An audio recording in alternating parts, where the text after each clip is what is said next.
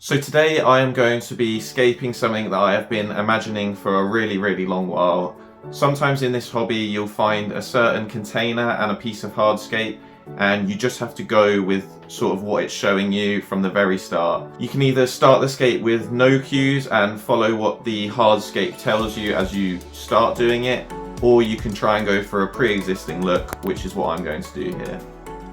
So to get started, I needed an empty container, and this was perfect. I found this at Sainsbury's for £7. It's a tall glass vase, and it will be perfect for the scape we're going for. As you can see, it fits the piece of heather wood that I found absolutely amazingly, which is what gave me the initial inspiration for this scape. And really, it's going to be quite a simple one. Although it's a drip wall feature, I'll show you how simple this is to set up, and it really didn't take me long at all. So firstly, I just had to get the pump set in place. This was going to be sat in a water reservoir at the bottom of the scape, and would pump water up and over the moss, which would then obviously drip back down into the reservoir to be recirculated around the system and just make sure everything was nice and moist. So I held this in place using the same type of gravel that I was going to use for the backdrop, and that's just some old rail granite. I found it on a disused rail track, and it looks really natural, and I think it will serve a good purpose for this scape. So once that was all in place, I just placed the base hardscape, which was the root system, back in, and added the smaller detail root, which provided a little bit more texture to the scape. And then it was pretty much ready to get the backdrop in place. So like I said, I was using this old disused rail rock, and it's made out of granite. It will serve a good purpose for this scape, and it interlocks quite well. So when I was building this little back wall, I was trying to sort of place it firmly in a passion that interlocked among one another and created a sort of stable backdrop that wasn't easily going to move around or fall over. As you can see from this side view, the root scape is really handy in holding this rock scape back. And that is what kind of gave me this idea for this scape, because I knew it would be possible where usually you couldn't just have rocks piled on top of each other like this. And it already provides a really nice background and backdrop to the scape, and you can see how that water will just flow over the moss, which is going to be situated in the cracks in the rocks. I thought before I start putting the moss and the plants in, I would give the water pump a little test, and it worked perfectly, except for the fact that I forgot to put a little blocker in the end of the pump, so the water wasn't being diverted out of these smaller holes which I had created. This was a simple fix though. I just moved a few of the rocks, accessed the pipe easily, put a little bit of filter floss in the end, and then it created the perfect desired drip effect that I was going for, spreading that flow evenly over the whole wall.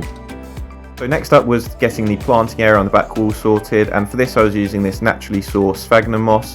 This stuff is really good. It wicks water really well around a scape. It retains and releases moisture very consistently, and plants love it. It's a great growing substrate for moss and plants. And as well as this, the sphagnum moss served a really good purpose when stuffing the rocks, because it provided great stability to the scape and created that sort of interlocking feel I was going for. Stuffing it between the rocks just meant everything was much firmer and more in place and less likely to sort of fall over. And this was the final result. It looks kind of crude right now, but as I say, it's just a growing substrate for the beard moss, which I'm going to place in now. And I placed this beard moss in small patches, just to bring that vibrant green that I was after, that I was going for this scape. And I had to place a little bit more sphagnum moss in areas where there wasn't enough.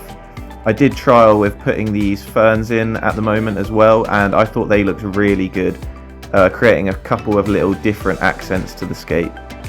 I used a large patch of feather moss to fill in the bottom area, and then filled it up again and tested how the drip function worked on the scape.